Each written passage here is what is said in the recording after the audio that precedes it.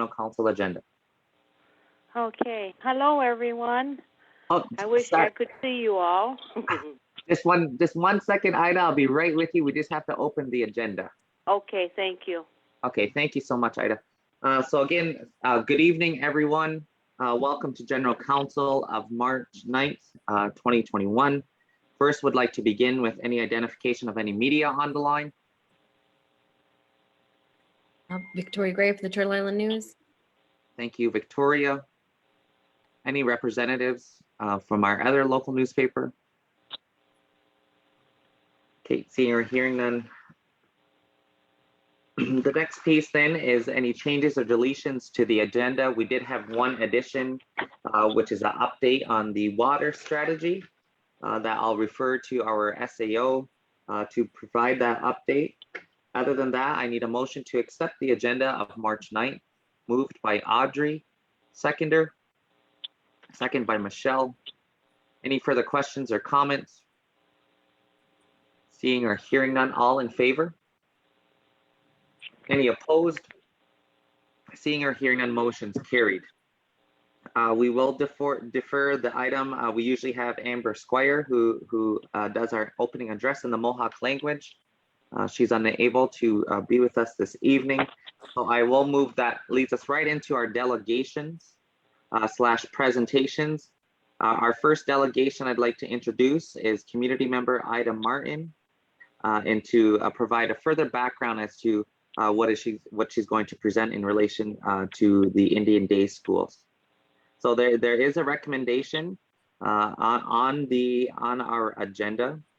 I know that it probably should have went to even general finance, but again, we just wanted to look to at least for the time sensitivity of it. So that being said, at this point, I'll pass the floor over to Ida to present. So good evening, Ida. Hi, hello, everyone. Thank you for having me on the agenda. I have wanted to do this for the past year, so I'm going to just start. Basically, it's a project for the community for the day schools, everyone that went to the day school here. And what I'm asking is that all Six Nation members collect their school class pictures, individual pictures, and also the school team pictures, and any clippings also that we could have. And I want them to submit them, and then a photo album will be made for each one of the day schools on our reserve. And basically that's 20 of them, and that's counting new credit. So what I'm asking for is assistance, financial assistance, because the cost of scanning all of these photos is going to be a little bit costly, especially with not just the scanning cost, but also with the materials and everything else that we'll need. I do have a quote from, and I'm going to go with MTS Native Services. That's Monica Stotts' service down on 5th Line there, because she does such good quality work. And so she has offered also for pictures to be sent to her website, and they will scan them also, and we'll get them all separated up into the right schools. So she has sent me an approximate cost, and the design of the books and the scanning of the photos, and putting all of the names. We have to find names and all of that too to get them in there. And each album will probably cost approximately about $60 an album. But some will have more pictures than other schools. I realize that. So if we go by that cost, that in itself is over $1,800, and the printing of the photo books, and it's the design, the color, and the binding, and all of that.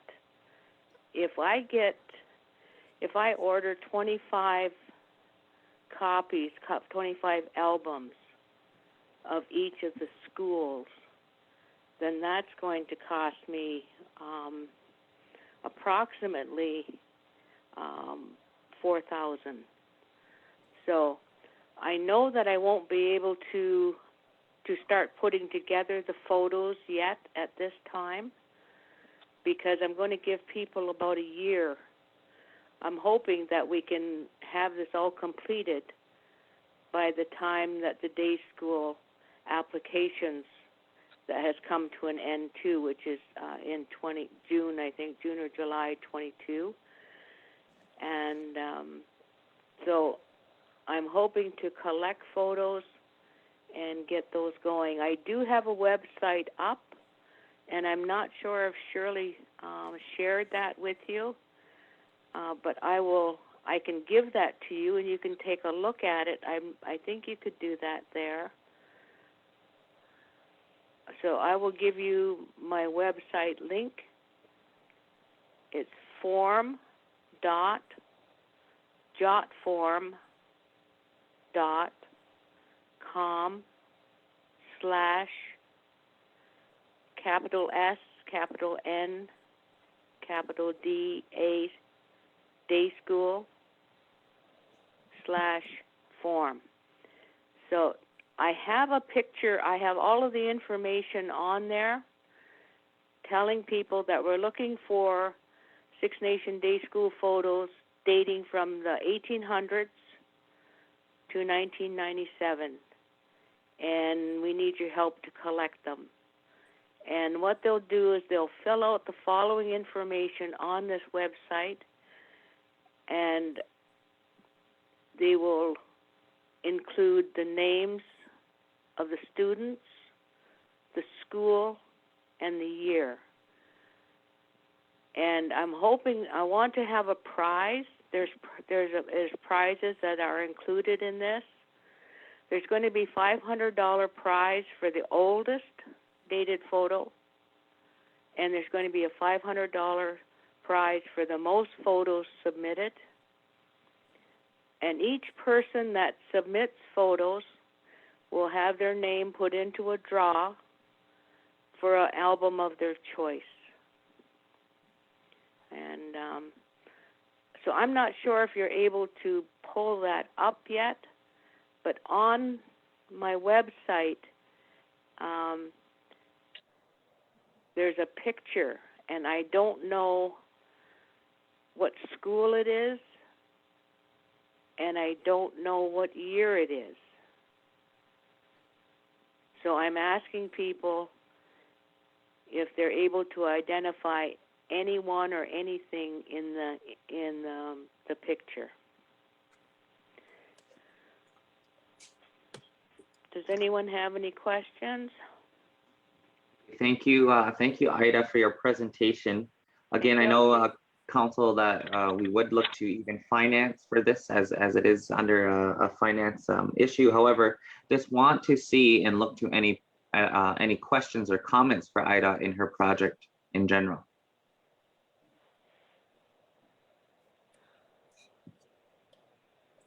I see Wendy has her hand up. Yeah, over to Darren. I did send an email. Is there any update on the donation budget? Yes, there is. We do have a profile budget for donations, and it would likely cover this request. So I defer to council in terms of whether they wish to make a decision now or to wait until finance on Monday. That's kind of our normal course of procedure, is to hear the presentation delegation and then look to pass a motion at the finance regarding the actual request.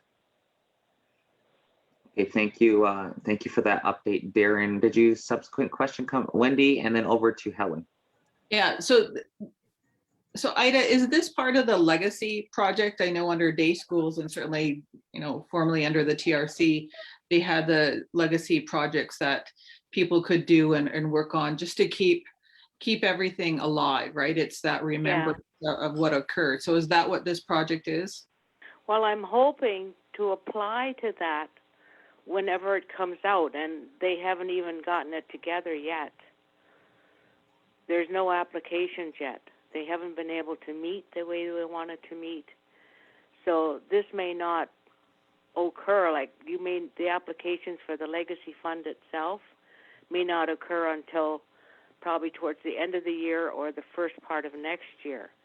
The thing is, I didn't want to hold off. I can gather all of the stuff.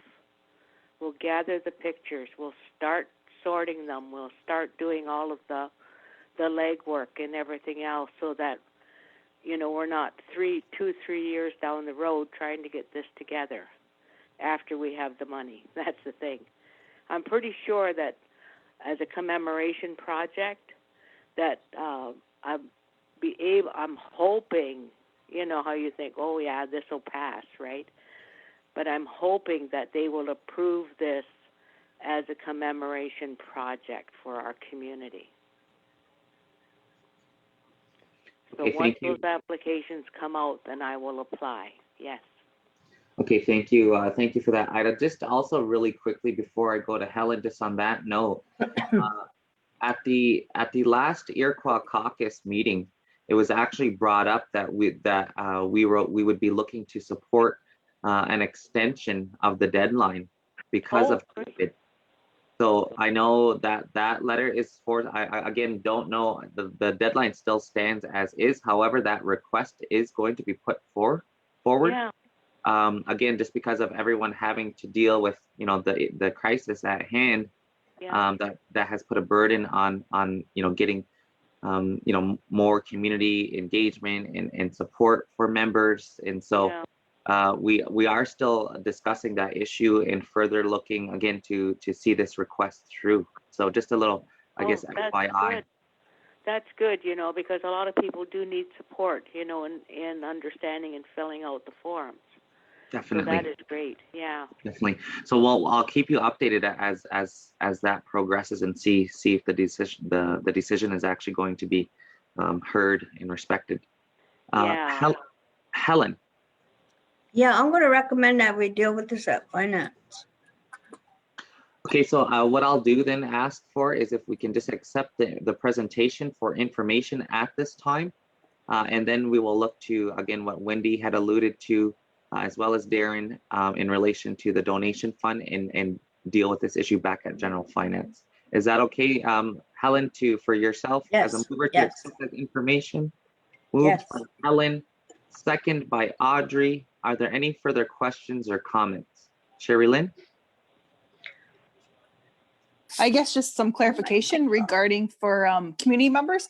How do they access them? Are the albums going to be on in files on your website, Ida, or I have a albums? website up asking them to submit photos and to put in their information so that I can get back to them, and I can also put their names into the draw, and also to put down the number of photos that are being submitted. There's also, Monica Stotts has also offered to be a drop-off point.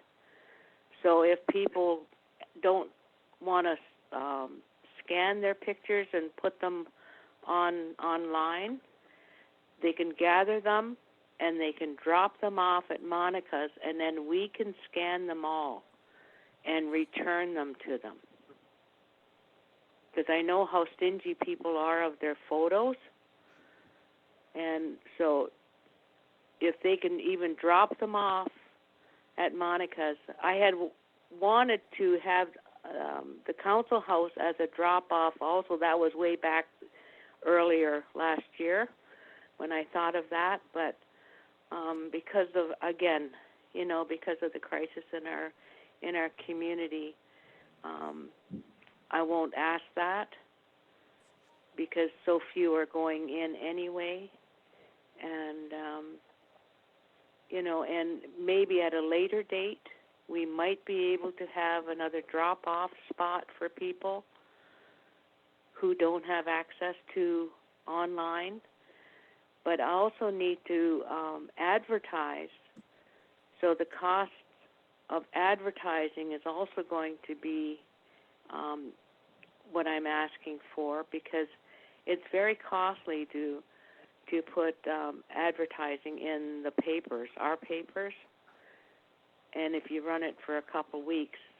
And I'd like to get a full page for the first go, for the first advertising, so that I can put in maybe 1 or 2 pictures of old. I have one here I think it would be in the 1930s, and I need people to take a look and say, I know this one, I know that one. But I just thought it would be a fun thing for the community to reach out and reconnect with people that they went to school with. Do you remember this person? Do you remember that person in this picture? Because I know I don't remember everyone I went to school with. So that's going to be part of the cost too, is the advertising. Okay, thank you, Ida, for that clarification. Again, the motion has been moved and seconded. Are there any further questions or comments? It's Melba. I'll declare a conflict. Okay, Melba Thomas is declaring a conflict. Any further questions or comments? Seeing or hearing none, all in favor? Favor. Any opposed? Seeing or hearing none, motion's carried. Okay, Ida, thank you again for joining us this evening, and we will look to General Finance to look to next steps, and we'll communicate with you in terms of what those next steps look like. Thank you so much. Take care and stay safe. Thank you. You too. All of you, take care. Thank you again. Ida. All right, bye-bye.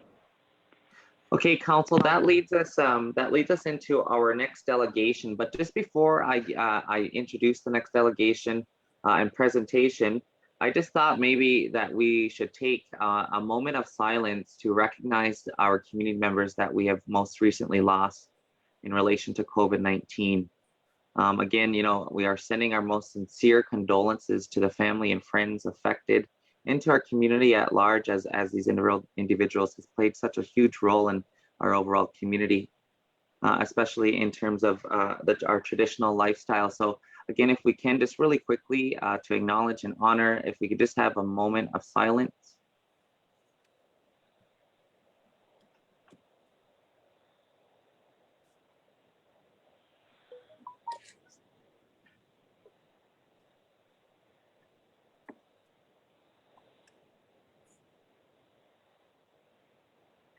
Okay, thank you, Nyawa, for that, Council. Again, sending our most sincere condolences to those affected, and as well, you know, and any support that we can.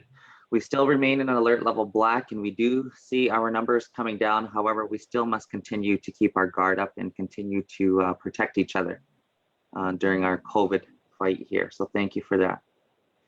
Our next presentation in relation to ExploreNet. Again, this is just to provide a little bit of background and context. I'm sure every counselor and myself included has been receiving multiple community concerns and complaints in relation to ExploreNet and the services.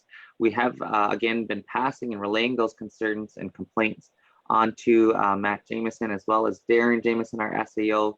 And so I thought it would be a good idea to actually bring ExploreNet representatives in to give us an update on how they are addressing these complaints and concerns, in addition to our next steps in relation to our overall internet project. So with that being said, I'm wondering if I can maybe pass it over to Matt Jameson, who will then in turn introduce the ExploreNet representatives. So thank you again for joining us this evening, and I'll pass the floor over to you, Matt. Thank you.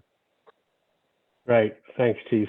So yes, we have heard a number of comments, and so in response to a lot of the feedback that I've received, and I know Darren received, and as well as you, Chief, and so a lot of the counselors, we've invited, and today with us tonight is Andreas Witowski, who is the Vice President of Business Development for ExploreNet. We have Tyler McDonald, who is the Regional Director for ExploreNet, and Dane Wilson, who is the Senior Manager of their fiber design and construction for ExploreNet. It's noteworthy to let everyone know that Andreas is the former founder and owner of Silo Wireless. So he has a deep history in our community and has been working within the community and with the Development Corporation for well over the last 10 years. So he knows the community well. And so Andreas, I don't know if you want to start with any comments, and then we can just open up for a dialogue. Thank you, Matt, and thank you for having me, Chief Hill and Council. So, you know, it was about this time last year that we all had our lives change quite dramatically, and we're still dealing with it.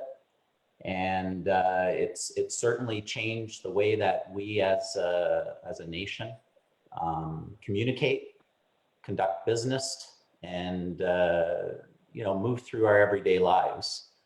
And part of the challenges that internet service providers in general, including ExploreNet, have really run into is a situation where demands on networks have increased well beyond 30 to 40% of where they were. They simply were not designed, especially in rural communities, to handle the amount of traffic and the amount of usage that we're experiencing today. You know, with Silo, we participated on the Six Nations on bringing some faster connectivity than what was ever available before. And understanding this investment was made back in 2011, and there were other investments that were made over that period of time to increase speeds and provide added productivity and address the needs of the community. But really, the pandemic really pushed things beyond a tipping point in terms of this infrastructure. And we know that the infrastructure, in order to meet the demands that are being put on the network today, need to be updated beyond where they stand today. And ExploreNet is very much committed to that, as well as what Silo was in making that happen. Unfortunately, time isn't, you know, is something that we've needed in order to bring these next generation technologies quickly to the community. And as it stands today, and it was passed through council, we are in the midst of going through a tower replacement project, bringing on new capacity, new speeds, next generation technology in order to address the needs in the community. And although albeit frustrating, you know, to the community, there has been really no way to address it safely and to bring these next generation technologies without going through this process. So I understand the frustration. I understand that there are a lot of individuals that may be getting decreased service than what they were used to, but it's purely a demand mechanism as to the aging infrastructure that's in place. So as I mentioned, we have a very large tower project underway in which we're introducing next generation wireless licensed technologies that are going to bring speeds beyond 50 megabits per second to community members. And it will be a technology that current subscribers will be able to be migrated to. We have a plan to do that and to address a lot of the service issues that are being experienced today. We have Tyler McDonald, who is with us here, that can maybe give us a little bit more information as to where we stand today and as to what the timeframes may be in order to introduce the next generation technology. And then from there, we'll talk a little bit more about the other project that we have underway. So Tyler, can you maybe address everyone? Yeah, absolutely. Yeah, thank you very much, Chief and Council. Appreciate the time, obviously. Just to reiterate what Andreas was just saying, you know, our choke point has been, it's been the biggest issue in the telecommunication industry with the increased bandwidth demands, of course. So we do have an accelerated program right now happening in 6 nations or on the territory. I'm going to share my screen if you don't mind. I'd like to throw up a slide to just give you a high level summary of the build program. And I'm going to talk specifically about the tower program. Sorry, I just want to do a screen share if you don't mind.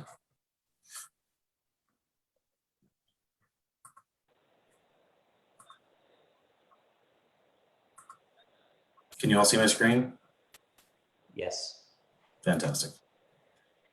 All right, so essentially we are building 6 new towers in similar locations to some existing towers that have the old technology on.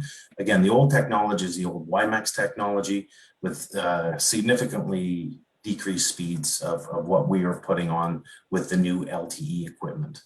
So we have the new tower locations of Pauline Johnson, New Credit, 6 Nations Corner, 69 Corners, Stone Ridge, and Mohawk.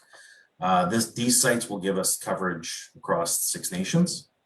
We're putting in 45-meter towers that will support our LTE equipment, which is our long-term evolution equipment, which gives us those speeds that Andreas was talking about of 50 megs per second download speeds and 10 meg uploads. And then, of course, we have to connect all these towers together with our backhaul, our high-speed backhaul equipment. Our site at Pauline Johnson, that is going to be kind of adjacent to the existing Pauline Johnson tower that's there, we'll have a 10 gig link to our NNI, which is our network interface. Essentially, you will be connected to the main NNI for the company. That will give you, again, make sure that the backbone is increased and those speeds are increased as well. So to give you a little update on the 6 towers that we're building, the geotechnical studies. So that's essentially, we have to check what's in the ground to make sure our foundations are going to be strong. We have to obviously make sure that we're going to hit bedrock or if we're in clay. So those studies were completed. All the studies were done. The drilling was done back in December 2020, and the engineering analysis was completed so that we can engineer the tower foundations. All those structures, so the foundations, the towers, our wicks, which are walk-in cabinets, our generators, etc., are all pretty much manufactured now. There's some galvanization that has to happen to the steel for some of the towers, and a couple of wicks are almost completed, but we expect April completion on all those materials. All of our electronics, or all of our RAN equipment, which is our radio equipment, to make all this work, of course, is in the process of being shipped now to A6N for deployment once the wicks arrive. And then our foundations are starting, I was going to say mid-March, but we've got 5 weeks in March, so it's actually the 4th week. So 2 weeks from now, we'll be starting breaking ground for the foundations at these locations. We plan to erect very quickly.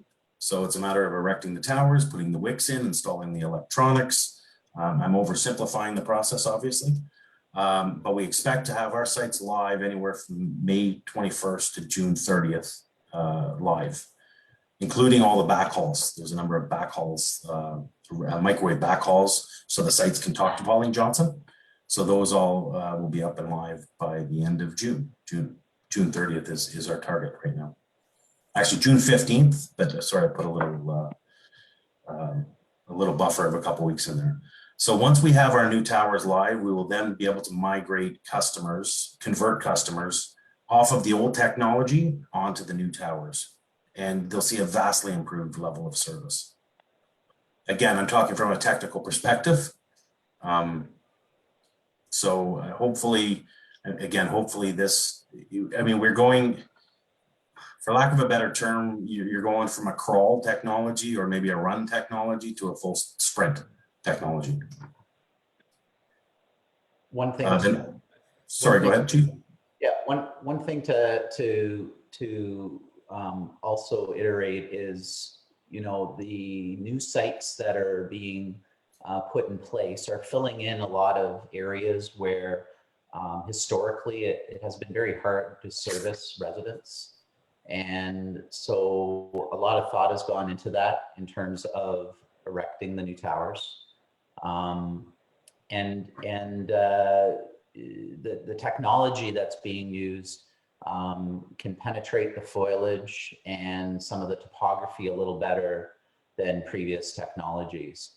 So with the extra towers, the updated backhauls and access equipment, the overall experience will be tenfold of where it is today, and provide the needed capacity and coverage.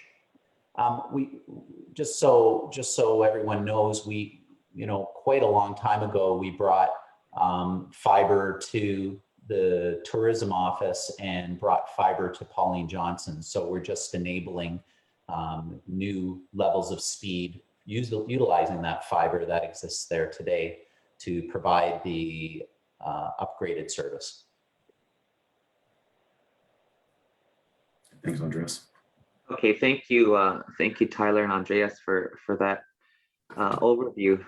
I just want to now look to, because this is great. We're moving, I know, in terms of, you know, our connectivity issues, and with, you know, the most recent decision with our schools not starting back till September. You know, we have to do everything in our power to make sure that we're, again, doing our best to continue this work. I know even from this specific project to even the long-term project as well. I'm just wondering, Tyler, really quickly, are you finished with the share screen, or did you have one more slide that you want? No, sorry. The other one was just a backhaul, but I don't think it's really, I mean, it's relevant, but it's part of that map. It was just more backup information. So I will stop sharing now, unless there's any questions related specifically to the tower builds. Again, this is our short-term, but extremely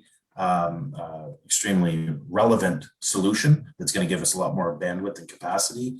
And then, of course, then we want to speak to the longer term plan, which is through fiber build. Great.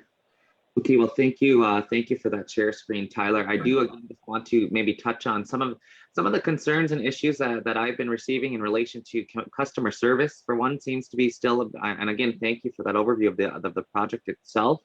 I do want to shift over down to at least, I guess, look to what is being done to address these concerns. I know community members are staying on phone lines and being treated disrespectfully for long hours, billing. People are having issues with putting their status card and getting their status card on that. The list goes on, again, in terms of, I guess, the treatment of customers. You know, those are just a few that my office has been receiving. I'm not sure if anyone else, I know counselors are receiving concerns as well from community in terms of the actual service itself. It seemed that and I'm not sure as to why it would decrease. When Silo had it, you know, there was no issues, but now since it's been switched over and there's been really none of the project in terms of what we're speaking of the towers, they don't understand as to why it's still connectivity issues when they had no issue before. So I guess I wanted just to maybe shift open the floor for any questions or comments at this time. I believe I seen Audrey had her hand up first, and then I'll go over to Michelle. Welcome. We do appreciate the speed that you're promising us, and we're looking forward to it. But some of the concerns that community members have brought to me are these sections way down that we call 7th line. And there's a big hollow there, and there's lots of foliage. So that's one question I would like answered. And the percentage, I guess, of coverage for the whole reserve is the second question. And the third one is we've had a lot of people complain about the extremely high internet rates that they've had to pay. It's spotty, and that's down in the down in number 7 school area, which is at the Medina Corners and First Line. So extremely high prices, and they told me some of their bills, and I I couldn't believe how much they were paying a month. So their children could go to school and have online learning. So if you would address those, I would really appreciate it. Yeah. Thank you. Yeah, no problem. In terms of coverage, I know that when we were going through the process, and I don't want to be quoted 100% on this, but I believe that we were aiming for well over 90% coverage of the entire Six Nations territory. And a lot of these areas that have traditionally been challenged with coverage, the LTE signal and the licensed technology that we're using, like I mentioned earlier, penetrates foliage, you know, deals with these particular issues a lot better, as well as the tower density that we have today. A lot of the technology that we had before was based on a mobility technology, the WiMAX. It did an okay job, but it was a much different solution than what LTE is. LTE is the worldwide standard for all mobility. I think we have, you know, challenges even on the Six Nations territory with just regular cell phone signal, just due to the fact that there's only a few towers nearby that really cover the area. But because we've increased tower density and a lot of careful planning has gone around the RF aspect of things, it should be a much better experience with much better coverage. In terms of the affordability, I would probably say that you know, there is a possibility that these individuals that are having bills that are excessive could be on packages where maybe there's a metered service instead of an unlimited service. So I think it would be in their interest to call into customer service and see what other kind of plan they can get on that will give them an unlimited service for, you know, for working at home and doing what they're doing, you know, in terms of schooling. Okay, thank you, Andreas, for your response to those questions. I do have a list again of speakers. I'm now going to pass the floor over to Michelle, and then I'll head on over to Wendy. Okay, I've had a few community members indicate that when they called for service, they were advised they needed to erect towers on their own property. And so I know of one individual who's in the works to do that. So now I'm not sure why they would have been advised that, knowing that we had a plan in place. So now how are we rectifying that? Okay, so if they were advised in order to get service today that they would need to put up a tower, then that would be true. You know, when I owned Silo, we had many instances where people were living in heavily treed areas or areas that they just couldn't reach the tower, because a lot of our technology was line of sight. You actually had to see the tower in order to get connected. Some of the towers had near line of sight where you could, you know, it would be partial. But it was probably advised to the individual that if they wanted service today or they wanted to get connected today to the present towers, then they would do so. I can't speak for that individual. You know, I'm not out in the field. I'm not dealing directly with the public, but certainly it might have been suggested at that time, for sure.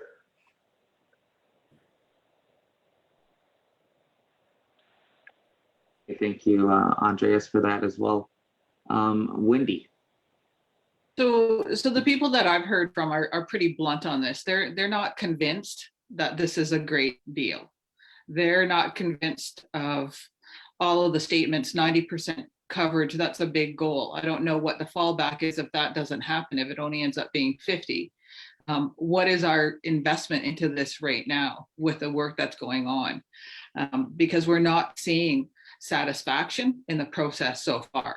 So what does the agreement say? I mean, to Audrey's question that was asked about the high bills, we addressed that in the agreement when this came forward, and we talked about those things. And I thought there was a guarantee in that agreement that that would be addressed with everybody in their accounts. Now it's, you know, it's up in the air. It sounds like a lot of smoke and mirrors, to be frank. So the answers that I'm hearing coming through are not good. I don't think they're giving community the assurance that they need right now as we try to work through this. I mean, if people who are presenting now can't speak to it, then who can?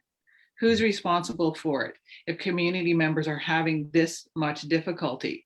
And some of the things that have been talked about, and this is certainly not my area of expertise, but First Nations Cable is doing some of this already. So by erecting these towers, can others tap into them as well if they need to expand? Or can we invest in, you know, our own Indigenous owned companies as well to help with community and access for this? You know, we talk about understanding where we're at. I don't know about everybody else, but I run on 4%. That's where I'm at. The standard in Ontario is 52. So I'm at 4. And I'm sure there's people a lot less. I'm one of the better services. So, I mean, I don't know if you have that level of understanding, but this is a huge issue. And I think we need to get to the crux of it. And, you know, let's not dance around. How do we get improvement now? What's going to be done to fix bills? What's going to be done in terms of the customer service? All of those things. And where else can we invest to get this expansion quicker? So, you know, I understand your frustration, and you know, this right across Canada, it's the same thing. There's many communities that are lacking basic internet service, and what we're doing on the Six Nations is we're investing capital to bring services to the community and improve those services, just like I did in the past. It's a situation. We haven't gone after government funding for this wireless project. This is something that we're putting our own capital in to improve services for the present customers, for the customers that XploreNet bought from Silo, or even customers that are on satellite access from XploreNet, to provide a better, you know, experience. And in terms of how people are being treated, I think it's a situation that I've been told about a number of instances. I've passed it down to our customer service team. They've followed up on those particular individuals. But I think what I do need is, if there is ongoing issues, if there are individuals that are being treated poorly, I want to know about it. And I know the CEO of our company would want to know about it. Provide me those examples, provide me those names, the date of the call, those types of pieces of information. If they are passed on to us, we can investigate it. Most phone calls, when you go into customer service, everything's recorded. So we're able to go and we're able to look into and validate the claim. That's what I would suggest. In terms of affordability, we have a rate card. That rate card is right across North America. It's a rate card that we stand by. We have unlimited services. We have, you know, a price card that people can choose from. We're investing in the community. We own licensed spectrum that we're able to operate on. A lot of individuals like myself, when I owned Silo, I didn't have licensed technology. I didn't have my own airwaves. I was using public airwaves that your wireless routers run on, your cordless telephones, and a lot of different technologies. So really, we're bringing next generation technologies to the community. We're investing in the community. We haven't gone and asked Six Nations Council to come up with $1 million and you know, and say, here's $1 million, let's make it happen. This is money that we are on the hook for, and we're making things happen. Just really quickly, I'm just wondering, and thanks, Andreas, for your response. And again, you know, the work and the partnership is definitely appreciated. We're looking to maneuver through addressing the concerns that we're hearing from community members so that we can have the best possible service. So just before I go over to Matt Jameson, I know Matt has his hand up. I do just really quickly, again, want to look to if there's any way, even say for, again, addressing the customer service piece, is there a way that maybe we could have opportunity of, I'm not sure if one of our members can have an Indigenous relation officer or something, because, you know, I'm just wondering in a sense of trying to address the issues of customer service, because that seems to be the brunt of all of this a lot in relation to the billing. So I'm just wondering if that's something that could be considered, is if we can look to something along those lines where we have, a specific Indigenous relations officer or someone, as opposed to just calling in and waiting on the customer service line for hours at times, or, is there anything specifically that Six Nations could work to help address community concerns further? Yeah, I think that's a wonderful suggestion, and I can certainly bring it to the right individuals to see how we can address that and make it a better experience, because that's really what I'd like to see. I've been working in the community for many years, and I've brought this across to you and others in council. I'm committed to the Six Nations. We're committed to the Six Nations. The same stands true with, we just recently won a grant project with SWIFT to bring fiber to the Six Nations. And actually, if we have a moment, Dane, would you mind just presenting the one slide as to what we are doing on the Six Nations, just so that there's an understanding for everybody here? Yeah, certainly. Thank you. Just let me know when everybody is able to see this. Maybe while Dane's doing that as well, doing a share screen, we can maybe just, if I can, just I want to reach over to Matt Jameson, had his hand up. Yeah, thanks, Chief. And hey, I hear the message here, but I have to say that the Development Corporation has a role here, and we are the agency, if you will, that's been dealing with the Internet Tower project on Six Nations for well over the last 10 years through Silo and now ExploreNet. And we saw early on, and really through Andreas and his team raising the flags to us, saying, hey, listen, you're going to have a bottleneck of service here because there's so much demand for internet, and the technology we have isn't going to provide the magnitude of service that we need moving forward as a community. So from that advice, the Development Corporation embraced this concept of let's build new internet towers, let's deploy new technology. We worked in collaboration with the council, but we also went out and we raised $1 million of financing to start the construction on these projects, which you just heard about, which will be done by the end of May, if I have it my way.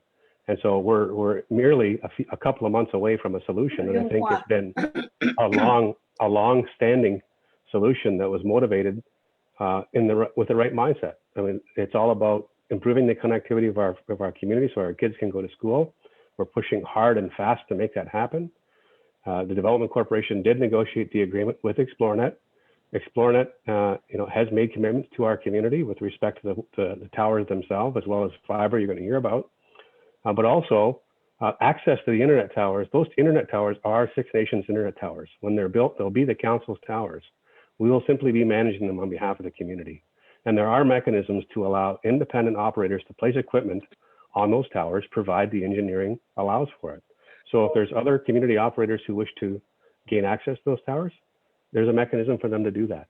But you know what? For the last 10 years, Silo Wireless was the incumbent here in the community who stepped up, funded a lot of money to fund these towers, and operated a service which previously, and I know for a fact because I did the study in 2009, less than 50% of our homes had internet, and over 60% of the homes that did had dial-up in 2009. And so we've gone from virtually non-existing internet to internet that's really constrained now because of a pandemic, but ultimately we have a path forward, we have a solution, and we have commitments, I think, that's going to get us to where we need to be as a community. Thank you, Matt. And I think it's important to note as well, you had touched upon, Matt, about the $1 million. Every dime of it is being paid back over time. It's not something that's being handed to us. It's being paid back over time with interest, and the tower infrastructure is owned by the Six Nations. And I think that's important to note. I also saw in the chat that, someone asked, how much grant money did Silo get? Well, in my entire business, running it for 13 years, in 2011, I got a total of $600,000, which I used to build a very large project through entire Brant County, including Six Nations. That's all I ever got from the government, ever. So I just want that to be noted. It was all private investment. It was my money that I used to build rural infrastructure abroad. And so, and I'm very proud of that. I'm very proud of what difference we made. I couldn't even imagine during the pandemic if we hadn't made those investments, wherever we would be, right? So, you know, the bottom line is it's progression. And one of the things here that Dane's going to present is something that I fought for. I knew where in Brant County and the Six Nations, where we need to bring fiber. And we won this project. And you know what? This is absolutely amazing for the community. And I'll let Dane go through and just explain what's happening. But this is, you know, for the community, I am so happy that this is happening. It's going to be amazing. It's going to change people's lives. Thanks, Andreas. And just really quickly, I just want to acknowledge Councillors Helen and Nathan. I do see your hands for any questions or comments. And just really quickly, if we can go to Dane for that. But I also too just want to make a few comments that, you know, obviously we respect and acknowledge the partnership over the years, Andreas. I don't think that's the reasoning as to why we're here to kind of go back and forth just on you know, the concerns that are being raised. It's, you know, we have a duty as our council as well to make sure that community members are taken care of as well throughout the process. So, you know, I think respectfully, we're doing our best to address those concerns and relay those on and to come up with possible solutions, much like we've done over the past 10 years, right, in the work that you've been involved in. So I, again, don't want to be misconstrued with, I guess, the approach on how we're addressing or relaying on these concerns. I more likely, or most likely, would like to go forward in a good way and how we can address these collectively and through the partnership already that exists. Agreed. So that being said, thank you so much again for that. I'll pass it over to Dane really quickly, if we can, to walk us through this the share screen, and then I will go back over to Helen and then Nathan and see if there's any further questions or comments after that point. Thank you so much, Chief. So as Andrea said, I just have a brief slide to present here. Is everybody able to see my screen okay? Yeah, okay, great. So as Andreas had said, this goes hand in hand with the wireless solution. This would be considered a wireline solution. And I think the important takeaway from this piece here is it's about 64 kilometers of new centerline distance of civil construction to complete this build. We've already been in talks with Matt Jameson over the last 2 or 3 weeks to put us in touch with the correct folks to help make this civil project happen. This is a piece of a partially SWIFT funded initiative. This leg that we're looking at here on the screen now serves 1,618 total premises or rooftops. 1,258 of those within this project are Six Nations. And then just a really high level schedule here. So this is still in the initiation phase and really early planning, as I mentioned, but we're looking to have the design deliverables complete by the end of October this year. Seeing civil construction start shortly thereafter, and a target construction completion date of July 2022, with activations starting, hopefully a month following that construction completion date of July. I think it's also good to note, Dane, that building this particular project will further enhance services for those that may not get on the fiber immediately. As customers are brought on board, the fewer people that you have on the tower, the more seats and resources that are available. So I think, overall, it's a win-win. Mm-hmm. Certainly. Okay, well, thank you for that, Dane, as well, and Andreas. I do want to just really quickly go back to any further questions or comments. I did have Helen next and then Nathan. No, well, the rest of the councillors dealt with the majority of my complaints that I've been hearing from people. But I think the big difference too with Xplornet compared to Silo was that Xplornet uses a call center, I think, for the customer service. Silo didn't do that. You called Silo, you got them on a phone. If they weren't if the technicians weren't there, then they called you back right away. That there's a big difference there between the two customer services. So that's very frustrating because I know at one point I tried to get a hold of ExploreNet and I had my phone for 2 hours and finally I just said the heck with it and hung up. So I know that's really frustrating for a lot of people, but I think what I'm hearing is that we weren't really prepared for COVID, I don't think, with our internet service because there's so many people home now today. There's so many, all the kids are home. Everybody's on the internet. Everybody's ordering stuff on Amazon. I mean, it's just crazy that people are using the internet because there's nothing else to do. Yeah. And I'm sure that has increased the service that people are trying to get. I'm okay myself because I'm not too far from the Pauline Johnson Tower. Mm-hmm. But I know my own family have a lot of complaints because they can't get it. And I wonder, I know the trees, a lot of the trees have really made a difference for some people. So is that going to be any different when we get the rest of this, the towers where, because a lot of them live, I know my daughter lives where there's nothing but trees. And my daughter next door to me can't get internet, even though the towers at Polly Johnson Road are about not even a quarter mile from us because she's got too many trees around her place. So is that going to change any, or is it going to help people that have a lot of trees, or is it still going to be an issue with trees? Well, I think the and thank you, Helen. I appreciate the comments. First of all, in terms of customer service, yes, we do run call centers.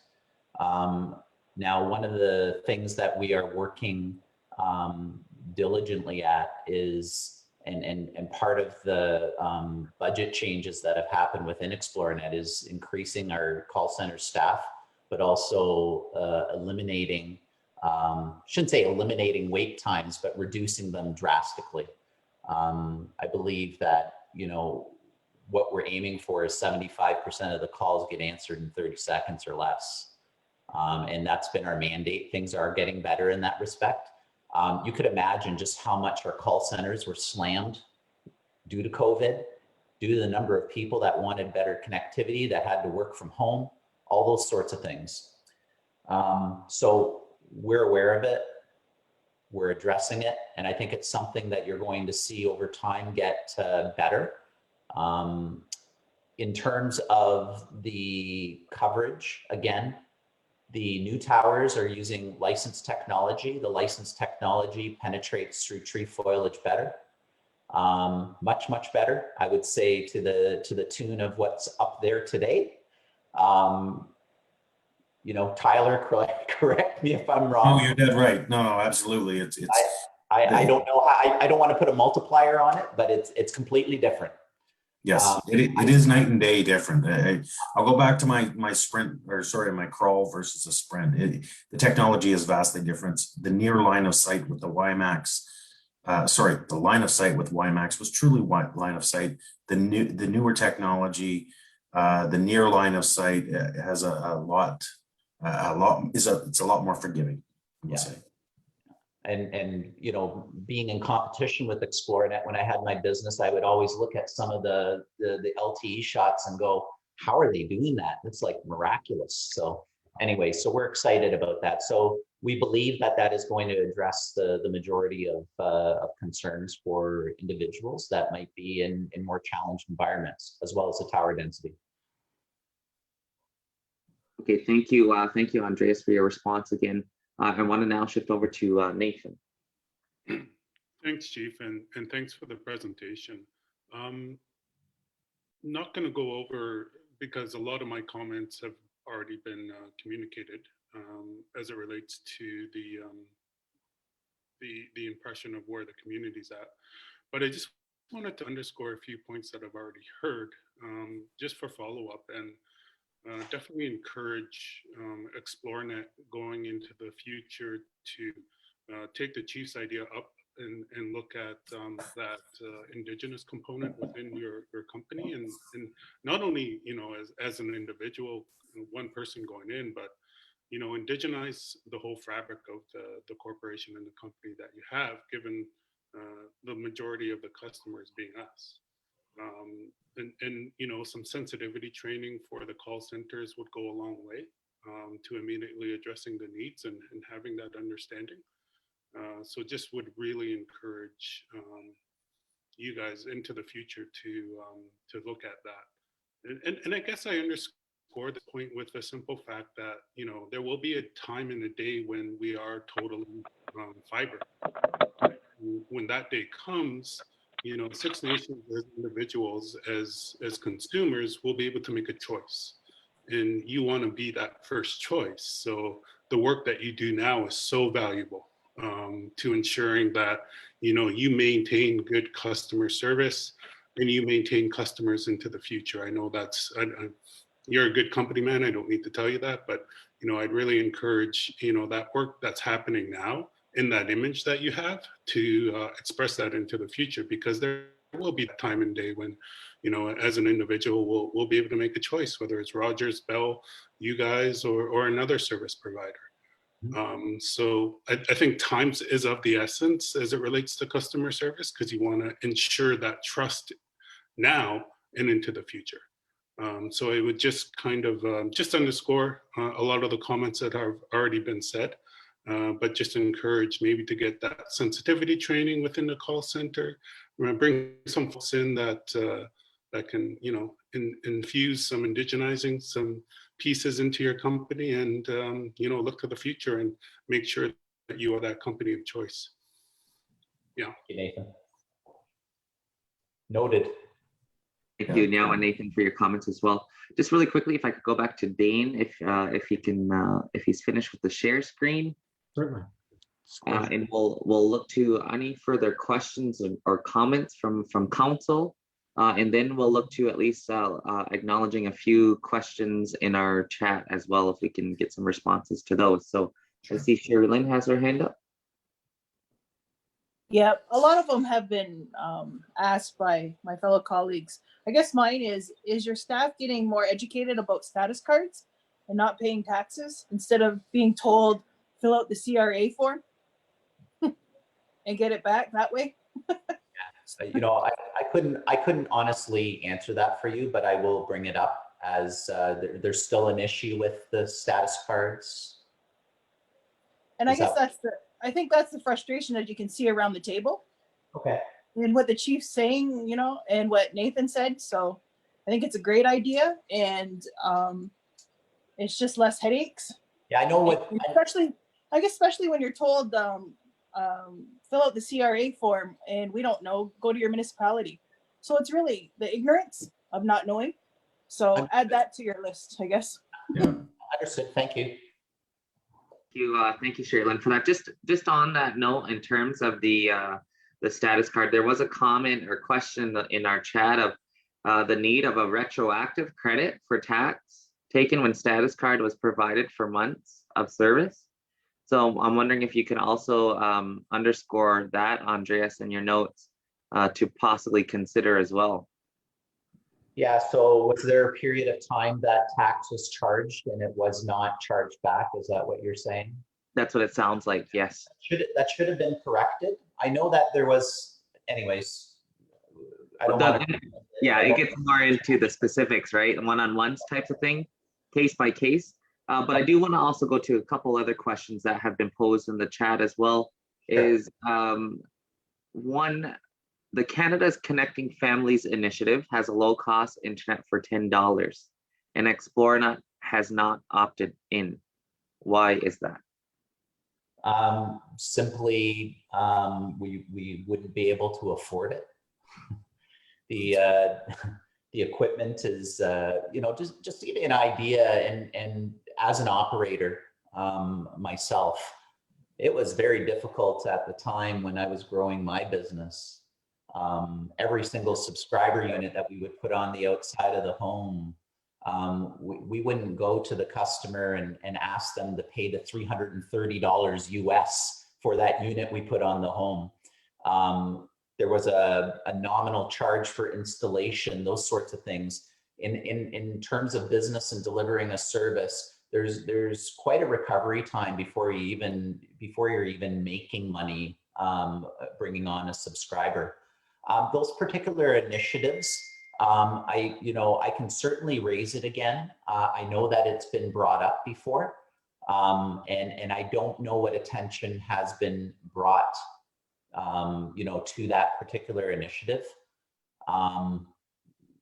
All I can say is I can bring it up as a noted point and see what leadership has to say about it. Okay, thank you for that, Andreas. I'll just quickly again, I'll try to again, community. We do our best to engage and to get questions answered, but if there's any further follow-up, if we can follow up directly with our comms team, if we haven't got to them specifically tonight. But I will go to just a couple more, Andreas, if you can, and team, possibly even Matt. What is the fiber speed max, as most old fiber cannot handle new technology? So sorry, Andreas, I've been involved with building fiber since its inception, 35 years ago. I built fiber from all around the world. Currently, there is no max speeds of fiber. You're limited by the equipment on the ends. So right now we have glass on the ground that's 35, 40 years old, we being Canadians.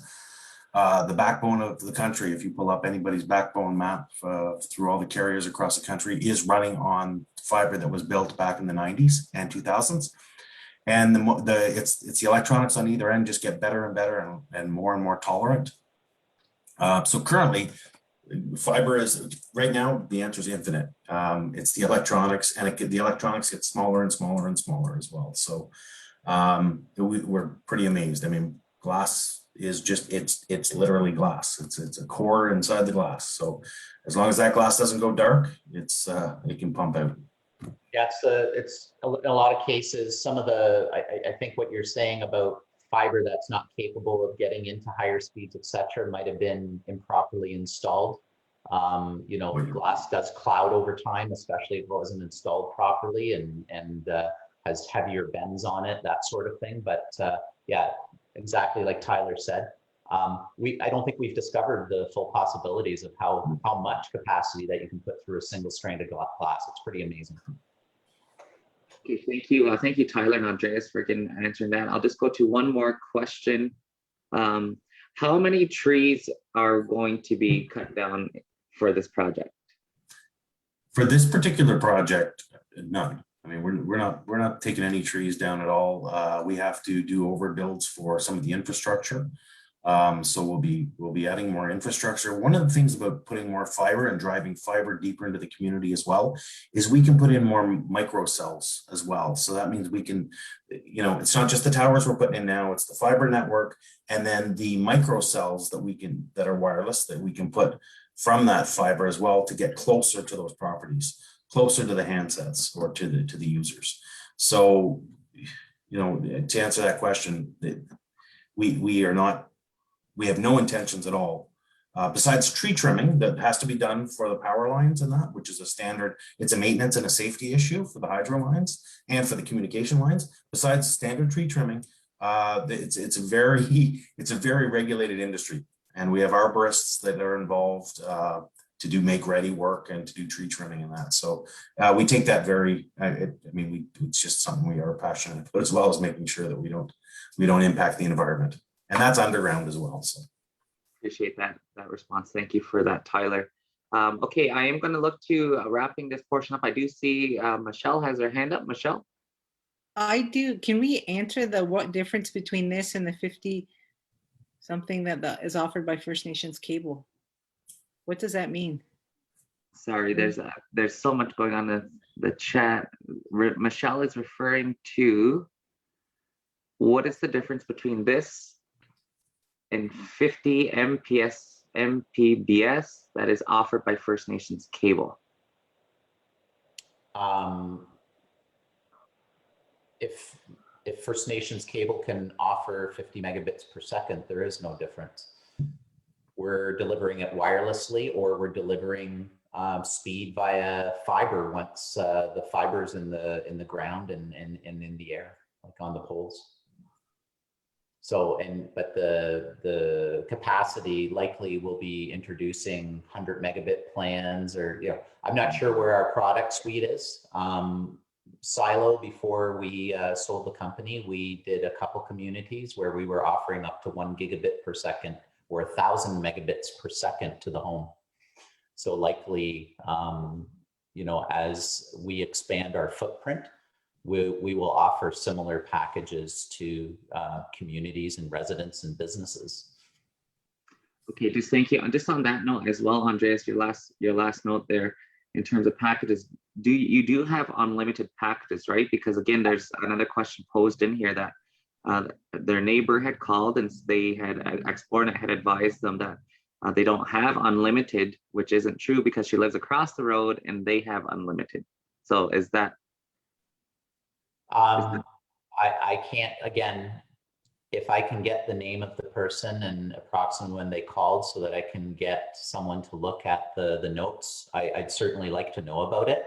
It could be that on the old towers, on the technology they're on, it's not being offered, but I can't comment truthfully about that unless I have context and I understand the full situation.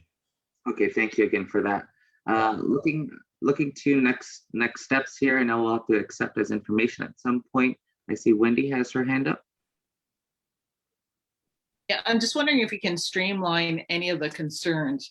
So if people are to make, you know, specific statements about time and things like that, who can they contact? Who will answer the phone and speak to them? If we can streamline that, provide the name, provide a number, provide an email, and then it's nice and clean and everybody knows. So I don't know if that's you or that's somebody else, but that would be really helpful, I think. And noted. I think it's a great idea. I need to find out from the leadership team exactly who that would be and provide that conduit. That's a perfect suggestion, and thank you for that, Wendy. Even on our end, I'm sure that we could even task this with our community liaison person, who is Arlene Miracle, so that we can do that work on our end, to then maybe work with Xplornet's person. So just a suggestion in terms of trying to address. So thank you for that, Wendy. Are there any further questions or comments? Okay, seeing or hearing none, then can I get a motion to accept the presentation as information at this time? Moved by Wendy, second by Helen. Are there any further questions or comments? Seeing or hearing none, all in favor? Any opposed? Seeing none, motion's carried. Again, Andreas, Tyler, Matt, Dane, just want to say and appreciate you all joining us this evening and addressing some of these concerns and questions. We will look to some next steps, how we can further, provide a more in-depth partnership and where we go from here. So we look forward to that. Excellent. Thank you for the opportunity. Thank you. Great. Thanks, Council. Thanks. Thank you, everyone. Take care and have a great evening. Thank you. Bye-bye. Okay, Council, that leads us now into our next item, which is the adoption of the General Council minutes of February 23rd.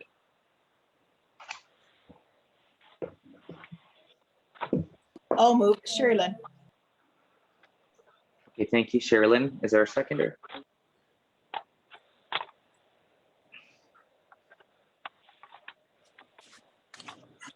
Seconder to accept the minutes. I'll second this, Melba. Thank you, Melba. Questions or concerns or comments, rather? Sorry. Seeing or hearing none, all in favor? Any opposed? Seeing or hearing none, motion's carried. Okay, that'll lead us now into our recommendation from our Environment Committee. Chief? We have two different minutes here. We have one for the 23rd and one for the 9th. I think we have to approve them both. Oh, my apologies. I may not have a most updated agenda. Sorry, if I could just confirm with Shirley. February 9th and February 23rd are the in-camera minutes. Okay, my apologies. Thank you for that, Helen. Oh, okay. Doesn't say in camera, that's why I wondered. Okay, thank you for that. That I being, move. Can I go? yes, thank you, Michelle. On recommendation number 6, I move that the Environment Task Force recommend the Environment Task Force terms of reference be forwarded to the Six Nations of the Grand River Elected Council with the changes for further discussion. Okay, it's been moved and seconded. Melba. Thank you, Melba, for that. Questions and comments. Wendy? I think we need. Oh. What does that mean? So do we have the terms of reference to look at, or?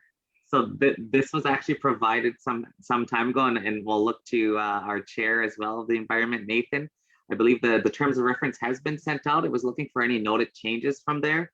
I think really this was to forward on for discussion and comments or edits.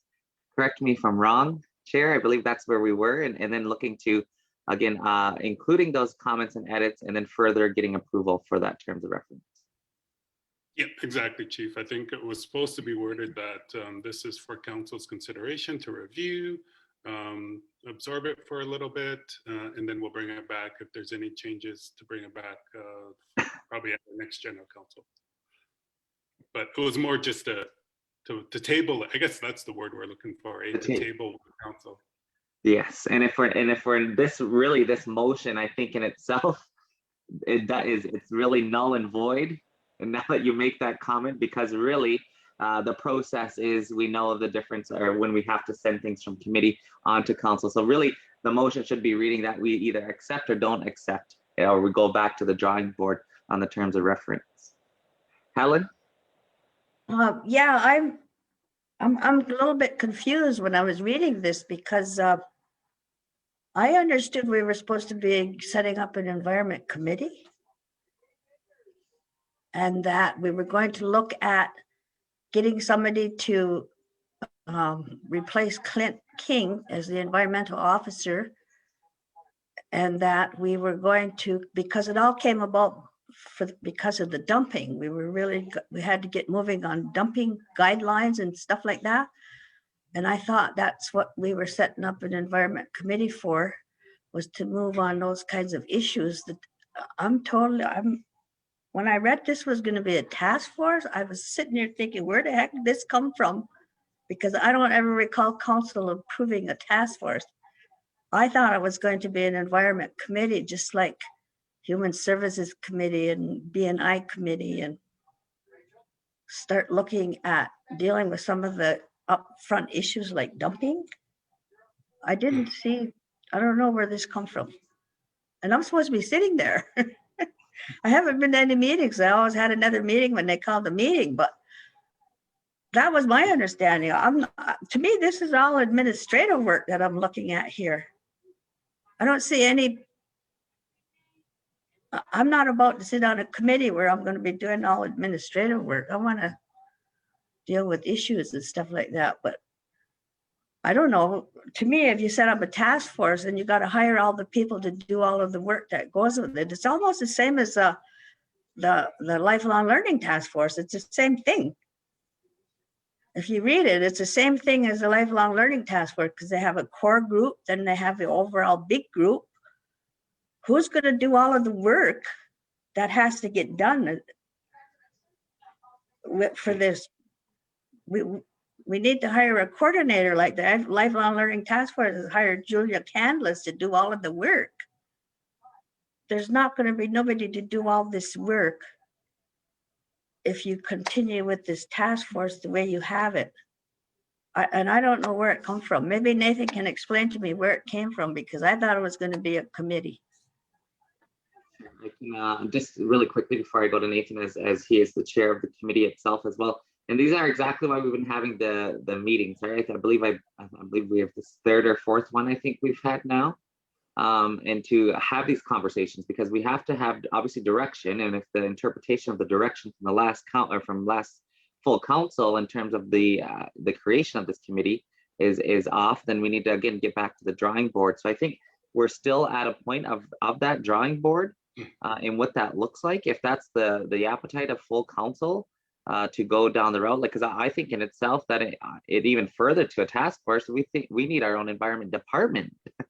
And I think we need our own director and so forth like that. So I think, you know, because it's not just, there's a number of environmental issues, right? And there's a lot of items that have been for many years been unaddressed. So how do we get to a point where we can actually have a process where people can actually voice those concerns and actually have them addressed in a timely manner? So that being said, I just want to pass it over to Nathan as he is our chair of the Environment Committee. In addition to any further comments from our SEO as well, because we've had really good conversations and discussions at the committee itself.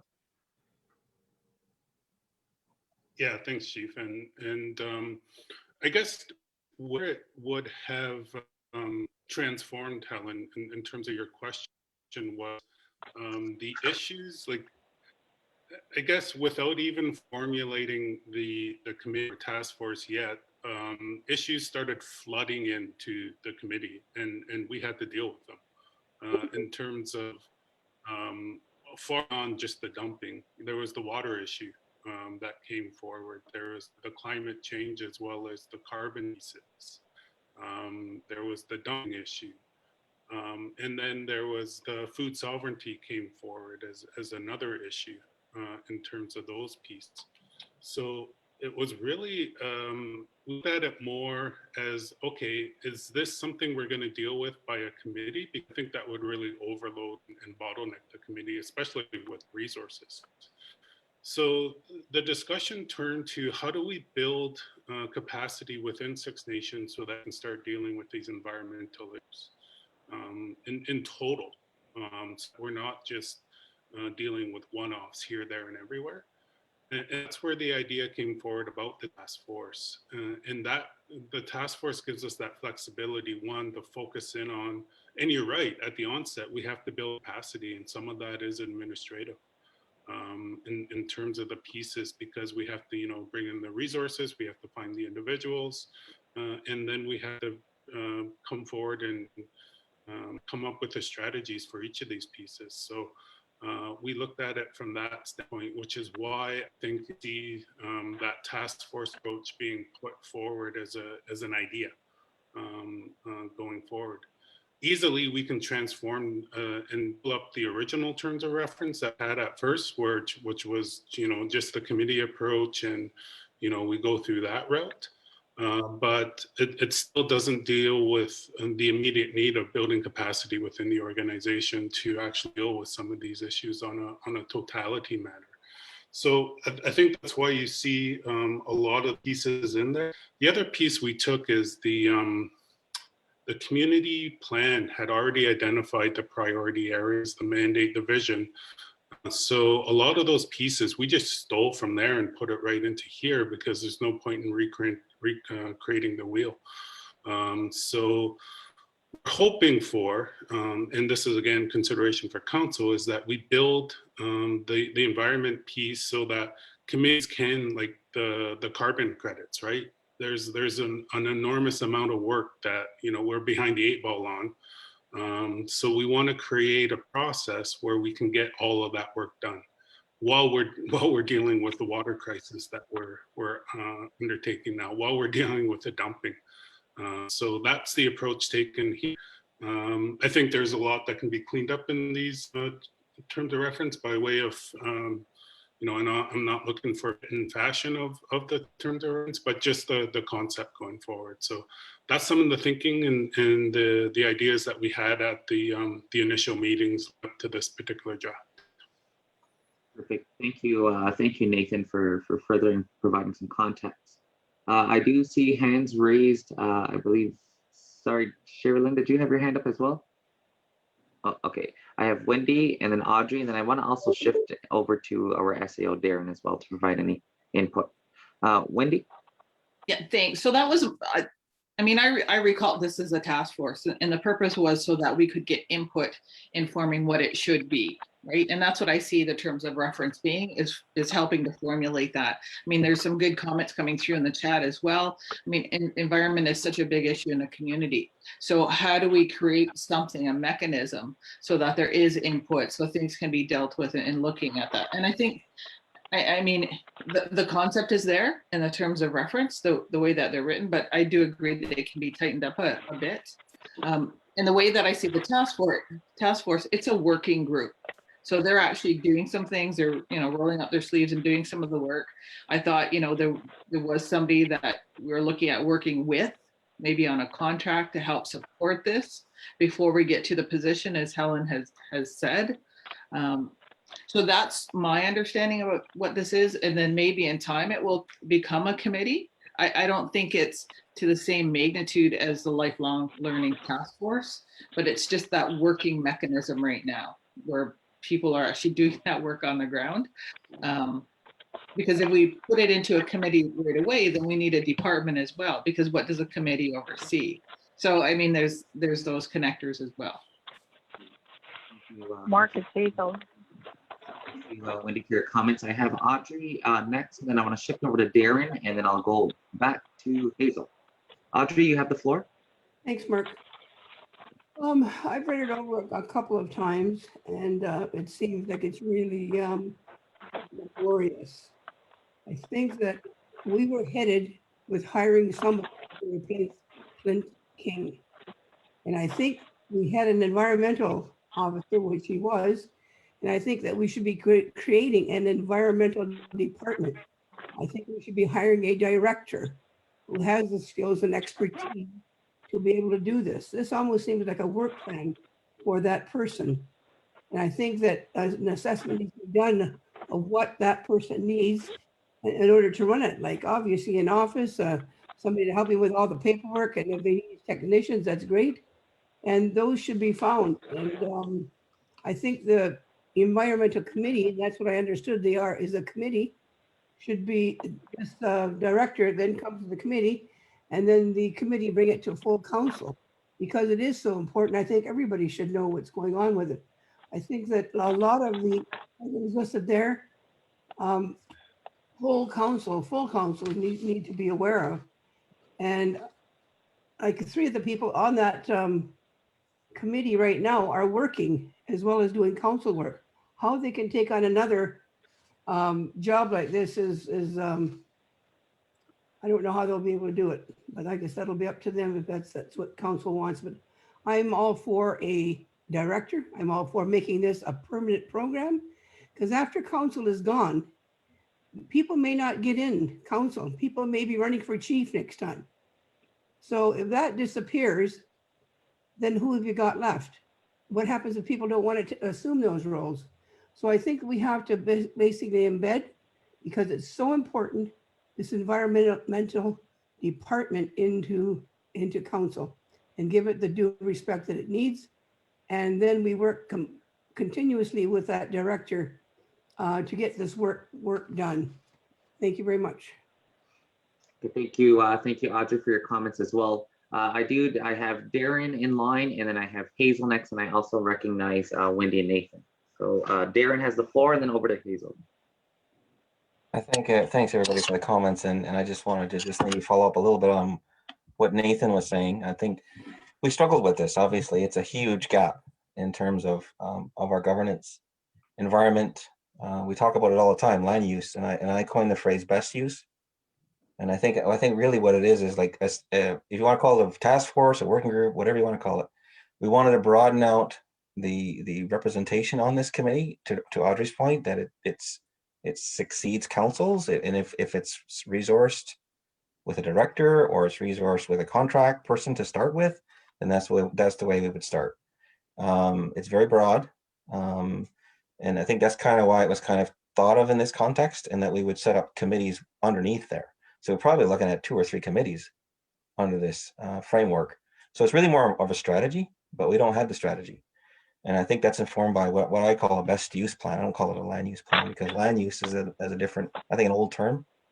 Best use really conjures up where's the best place for farming, where's the best place for housing, where's the best place for forest preservation, conservation, etc. So that was sort of the priority that we all talked about at the table. We had great conversations. It's been a really, actually quite a pleasure to talk about it because it has been a gap, it's a need.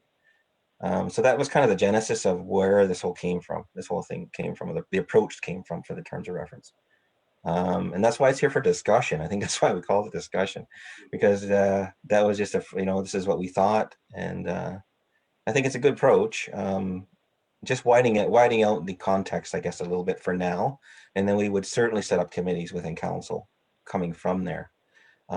So there was another point I wanted to make, but that was the primary impetus behind it. And we did identify a need for a contract resource, full-time contract resource, whether it's Clint or Rod or whoever. I don't want to talk about names because this is, we don't know where that's going to go. That should really be in a closed session talking about people. But certainly we have people in our community who have the expertise that we need to bring to bear. So I'm just really encouraged by the fact that we're even talking about it and that we're moving it forward. So we're certainly not looking for approval tonight. We're looking for discussion, further direction. So I just want to give a little more context to what Nathan was saying. So I think he pretty much nailed it. So Great, thank you for that. Thank you for your comments as well, Darren. I next have in line, speaker's line is Hazel. Yes, I think there's a lot of good information contained in this in terms of reference. It is a huge task, and it's a matter that it's a huge topic for our community. And I know when Clint, he was our environmental officer, and I don't think one person can handle all the tasks that are under the topic of environmental. So as I look at this, I was reading it this afternoon, and I was thinking to myself that it would be great if it would turn into a department, another department of council with a director. And I see the various topics in here where you would have to build on staff in various capacities, and it would be ongoing. And I think this is a good start, because there's been so many issues where it seemed like nobody quite knew what to do. And I realized that in the last term when there was trucking problems, and people were upset and concerned, and rightly so. And it seemed like there was nobody who really had the answer or the knowledge of what do we do? How do you stop it? And I think if we have a department that has all of these topics, and there's staff with sufficient number of people that's required to run it effectively, I think that would really be good for the Six Nations Reserve and for council as well, because you'd have consistency by hiring employees who are well versed in certain areas to be a part of the environment department. So that's what I thought when I was reading this, and that's just my 2 cents for this topic. Thank you. Okay, great. Thank you. Thank you, Hazel, for your comments as well. I do now have Nathan next, and then Wendy. Thanks, Chief, and thanks for those comments, Hazel, because that's where I was going to draw on as well, is as we look to develop both a director and a department. As I see, one of the fundamental tasks of the task force, or however we want to phrase it going forward, is support that build, the build of capacity, the build of the department, because I think we all know that that's a need and that's where we want to go. But if it was as easy as just creating a department and hiring an individual, it would have already been done by now. We really need to come together in this manner, and this is why we kind of thought of the task force is, one, to put in place the ability to build and nourish that capacity piece, build the department out so that that's in place, But at the same time, we also know that carbon tax is coming down, and we have to do that advocacy piece to ensure that our folks are protected against that carbon piece. So that's a huge amount of work that we have to do, and it needs the support of the task force. You look at the water issues that we're dealing with right now, mercury as well as the hookups, and we need that support of the task force to do that particular piece of work. You look at the work around the zoning and what we're hearing around community complaints with folks in industry building right beside them, that needs the support. So we're just looking for the best way to get all of this work done, supported through council, so that the community benefits at the end of the day. So that's kind of where we were thinking. And like others, it was really great. It's exciting discussions that happened, on the last Wednesday of every month, that has led us to this far. And this isn't just a few folks coming together with these thoughts. This is everyone's contributions that has led to the development of the concept that we were putting forward. So yeah, I just encourage folks to do more thinking. But there is that sad reality that departments and folks aren't, created in a day. That they're going to take time, and they need our support to do that. Okay, thank you. Thank you again, Nathan, for your further comments and further context. I appreciate that. Wendy. Thanks. I think Hazel summarized it very well in her comments, but I really want to applaud the counselors and the chief and the SAO who have taken this on, because it's huge, and I think we need to support those individuals, and I'm sure they will reach out to us and let us know if it's too much work. But I mean, they have expertise, they have vested interest, so I'm really happy that they are doing this important work. And I think the scoping exercise, so that we can formulate what we want to create. I mean, whether it's a director, two directors, a committee, all of those things, but there's a cost to it. We have to map it out. What are the duties? So that scoping and framework is really important. And that's what this task force, I see, is doing. And so I'll move to accept in principle the terms of reference, with the expectation that a revised terms of reference will come forward and include the scope and a time frame with recommendations. Okay, thank you, Wendy, for your motion. There's a motion on the floor. Is there a seconder to that effect? Okay, I just have. Second by Sherry Lynn. Now open further for questions and comments. I've seen Audrey first, and then over to Helen.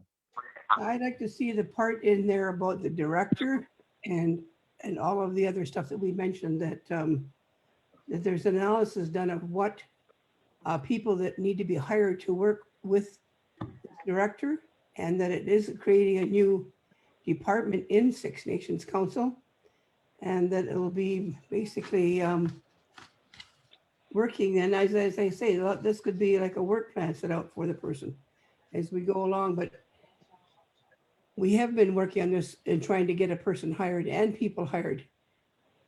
And it just hasn't happened yet. So hopefully this time we can get to that point and make this a priority and get the director in sooner than later. So this person can basically be one of the driving forces to help lead through this. Thank you very much. Thank you, Audrey, for your comments as well. Helen.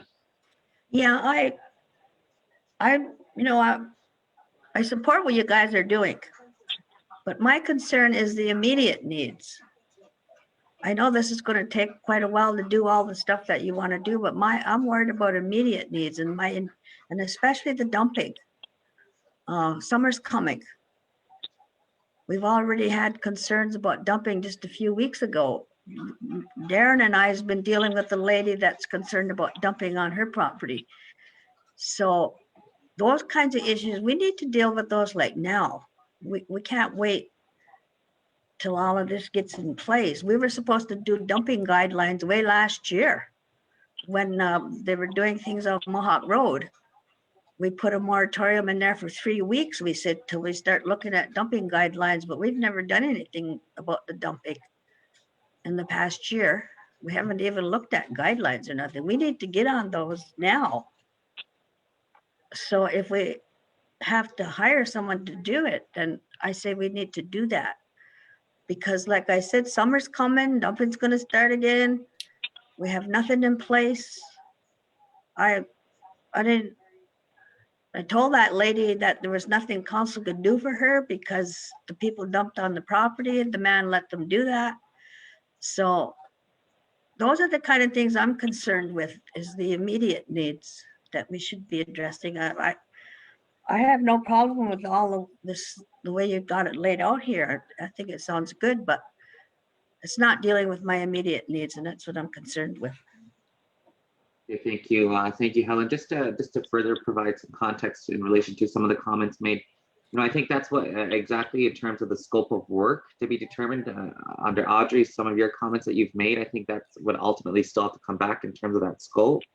I think in addition to that, Helen, we've talked about even as in terms of, because it's always been really the illegal dumping issue that has again been the redriver to get this this priority, or make this a priority rather. So I think that, and again, we can still go back to the Environment Committee and come up with interim plans to that specific issue. I don't think that's necessarily an issue or concern in terms of, or have to be held up until we get to this certain point. I think there's a lot of things that we can adopt and adapt that is currently in place as well. That going back to not necessarily having to reinvent the wheel. I think that's been mentioned already before. So I think in terms of your immediate needs in relation to specifically the illegal dumping issue, I think that the committee can do that work in an interim plan, I feel. And again, sorry, I don't want to speak for committee in the chair, but again, can definitely take it back to committee and have further conversations so that we can come up with those interim plans and the immediate needs. Because I think a lot of this, I know Helen, you brought this up before as well, is that adopting and adapting type of approach to this immediate need of illegal dumping. So I think this, nonetheless, I believe this work or the comments made are laid out within the motion itself, and we can further again go back to committee for further discussion and decision made. That again recommends back to full council, right? So it's not like committee's out and can just do this work on the committee's own. It's got to come back to this table for further approval. Wendy and then Darren. Oh, sorry, Wendy, you're on mute. Yeah, for clarification, I don't see this as a long-term task force. I'm thinking like 3 months, like to come up with a scope and time frame. And Helen, if you're on this task force, I mean, you have the opportunity to raise that there. But I agree with what Mark said. I interpret this and see it that, if there's something immediate like that, that's part of the recommendation that's going to come forward, or part of that scope and time frame is that number one on the list is dealing with dumping, because that's the here and now, and here's the plan to do it. But as that occurs, doing the scoping and the framework for what is that bigger picture so that we can have something structured in the future. So that's all of those pieces fall into this, the terms of reference, the scope and the time frame of laying that out. Thank you, Wendy, for your comments as well. Darren, and then over to Michelle, and then Nathan. It's really quickly, Chief. It's in the draft terms of reference on the third page, the bottom of the third page. It says committees will be formed to action specific priorities identified by the task force. The first of which is a community response / action committee, where members will be determined can report environmental issues, impacts, and offer possible solutions. So that was specifically left in there to address the dumping issue, the other issues with other, situations on land currently. So that's what that was sort of a trigger for. So, but it doesn't preclude the summary that Wendy just provided in terms of us doing that plan and how does it fit into the bigger picture. But it does provide for that mechanism, I guess is what all I'm saying. Okay, thank you, Darren, for that. Michelle, and then over to Nathan, and then I'll look to a few of the questions or comments in our chat. Michelle? I think too, one of the discussions we had as we discussed this task force is, a committee has been tried in the past and maybe the planning wasn't there. But I also want us to be cognizant that, we just don't have to put another department. Environment I mean, we look at social and health, in communications, right? We put out so much paper. How do we, you know, address that? So I'm really hesitant, I guess, on let's just develop a department. I think we have the ability right now to bring community in and talk about a topic that impacts all of us every day. So I just want us to be cognizant on that level. That's a really good point, and thank you for that point, Michelle, as well. Nathan. Yeah, and I was just going to comment on that too. The department's not the end all be all in terms of the work that's being contemplated in this particular piece. And I think too, it's covered in the mission too, right? Because a lot of those points in the missions are our immediate actions. And one of them is to develop that governance piece as well as ensure that there's capacity. And I'm using that word strategically, is we need capacity within administration to deal with environmental issues. Yes, one of them is probably a department, and yes, there's probably going to be a director, but I think it goes a bit beyond that in terms of the environmental issues, because they are so encompassing. And like Michelle says, we need to have that thread in each of our departments for these particular pieces, because out of these, you know, the policy changes that I think we can make that would be more environmentally friendly to at least the paper pieces, right?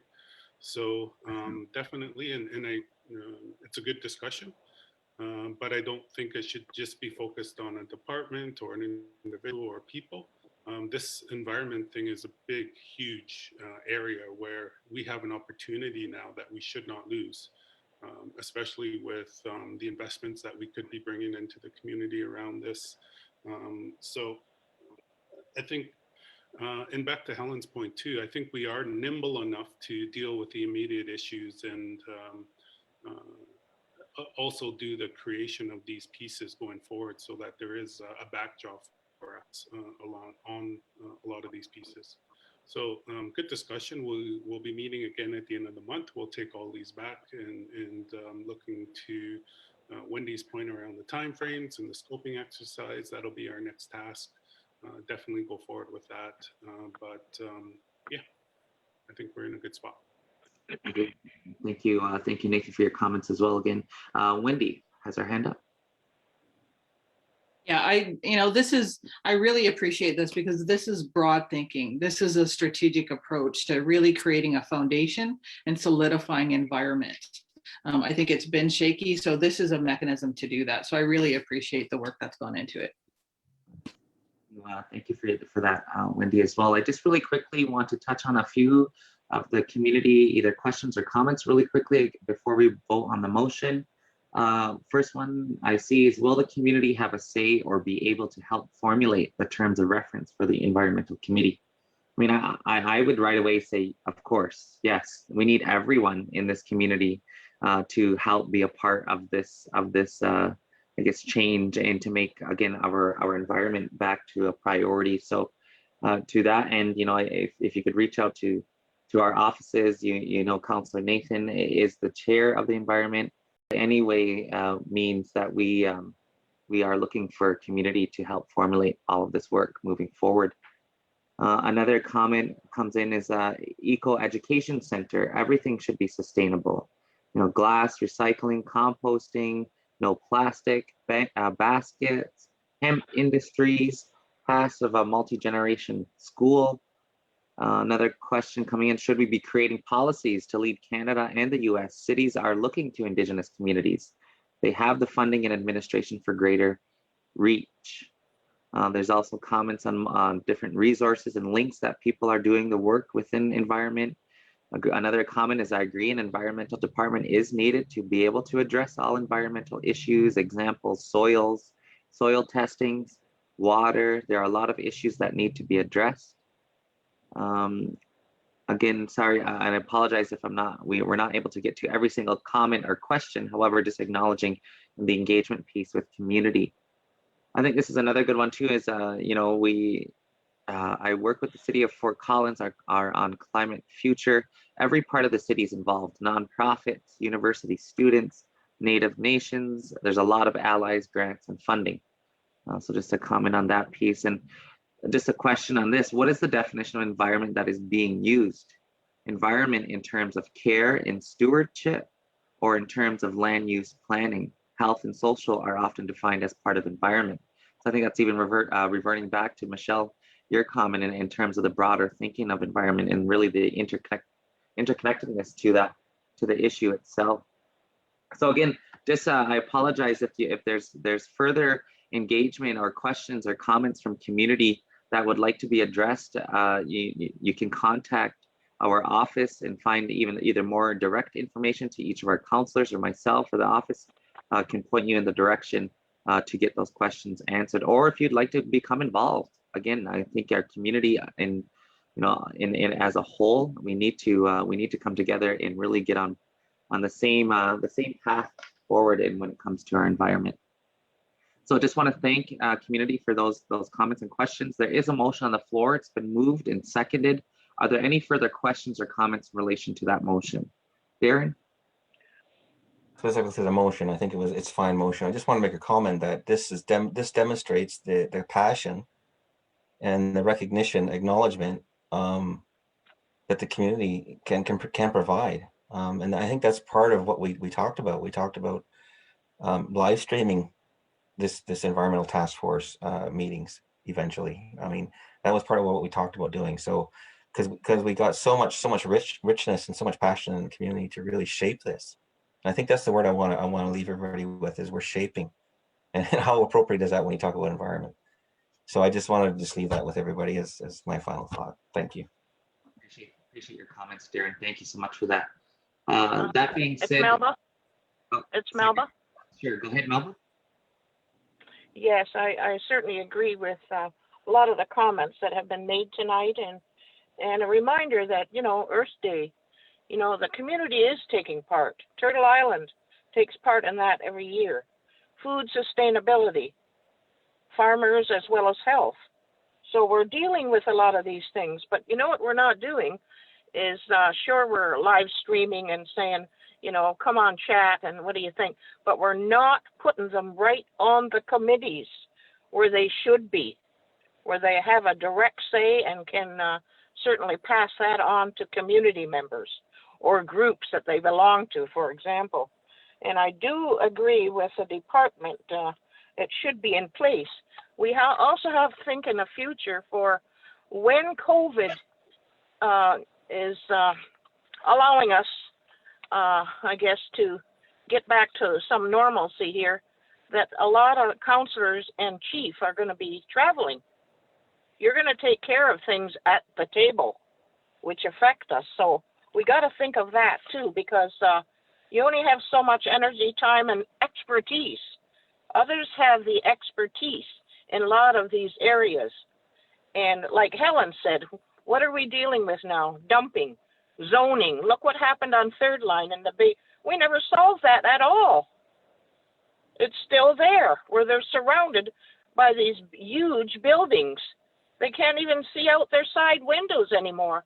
All you see is a big building. So we need to take action on a lot of these things that are necessary to improve the environment and the well-being, safety, and health of our community. But I certainly agree that we've certainly had our input, and it was very thought-provoking, as Wendy has mentioned, and Darren and everyone. These are great, great things that we have here in writing, and it looks like more was added after the meeting, which is really good. It's not negative. It's really good. But I do believe that we got to be careful in what we're doing. Remember, we're politicians now. We're not ground workers. We need more, as was said, more capacity. We need departments. We need people who are experts in certain areas. And I think that's what our goal is right now. We're talking about it in a lot of the committees. So we're on the right track of moving ahead and getting, I guess, more improvements for our community in many, many areas. So thank you very much.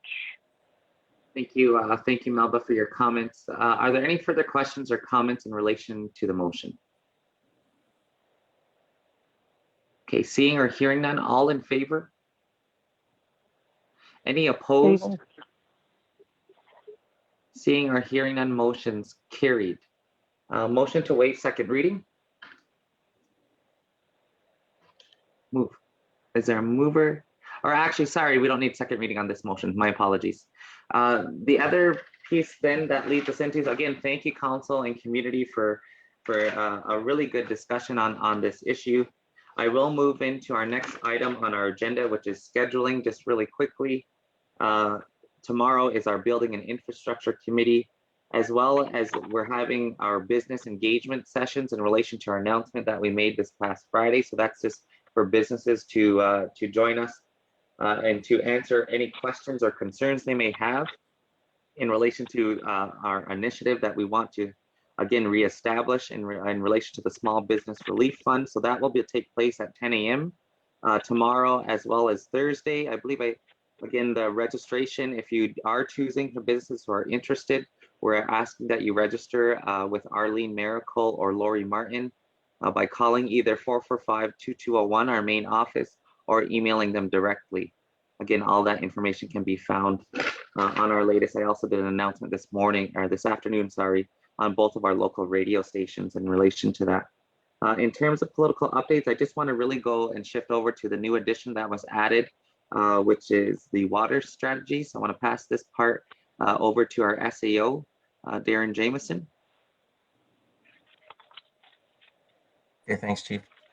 Yeah, no written update or presentation per se, but I can just give an update.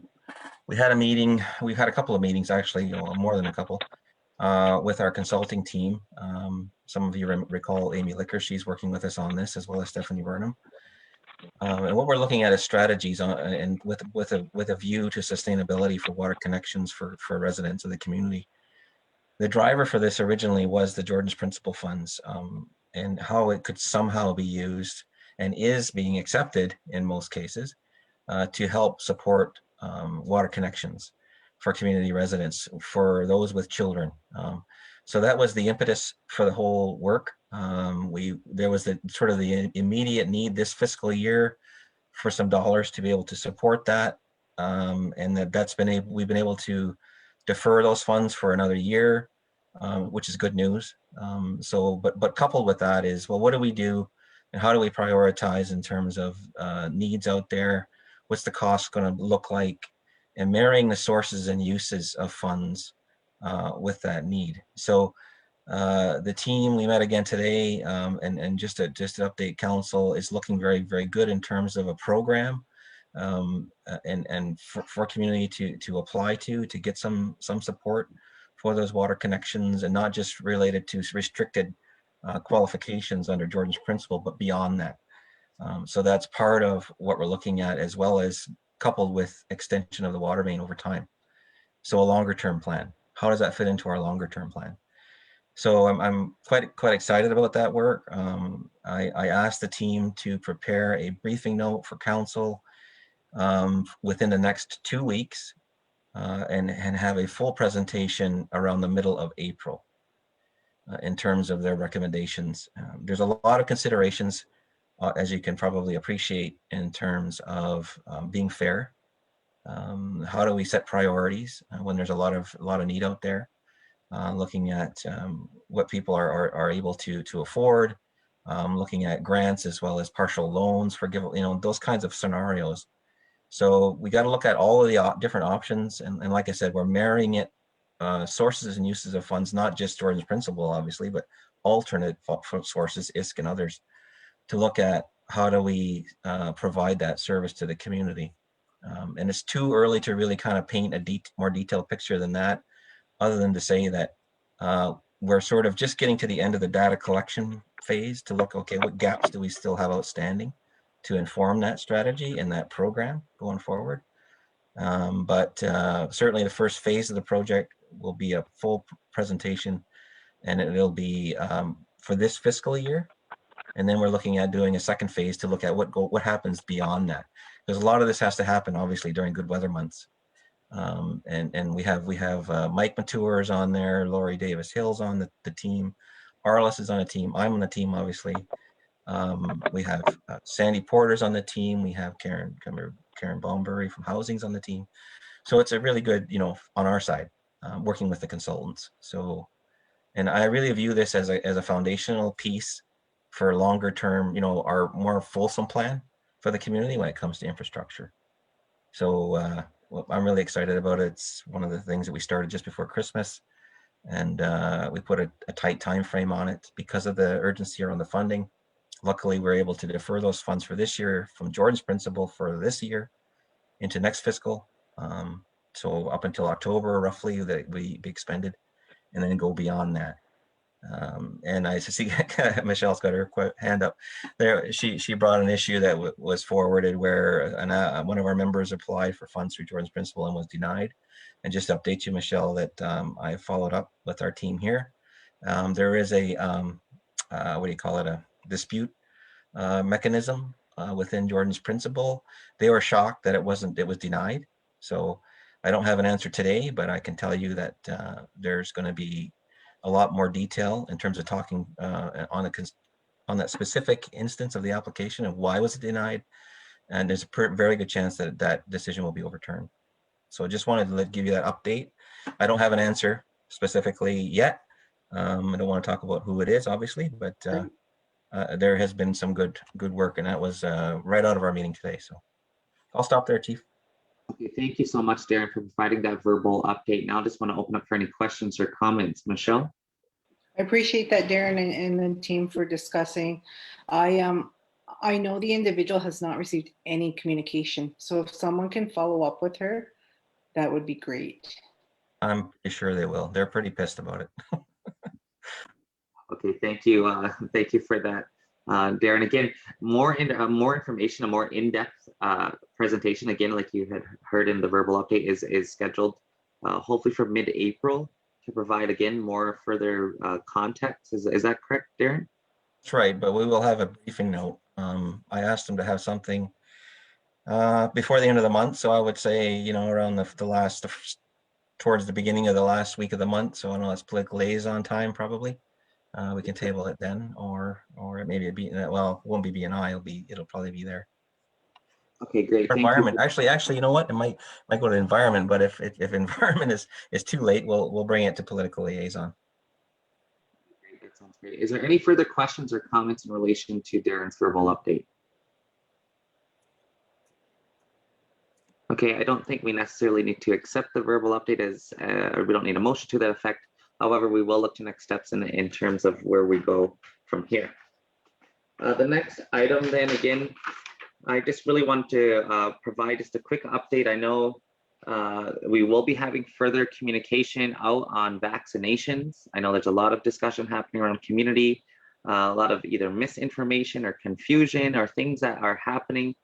So again, we want to provide community with the most up-to-date and correct information. So that will be forthcoming very soon, as well as, again, the business session. So if you are an interested business owner who would like to register for the sessions, we ask that you can contact Arlene Miracle or Lori Martin here at the office, or by calling 445-2201 directly, and we can get you involved and send you the link to these Zoom sessions for any questions or concerns that any businesses may have.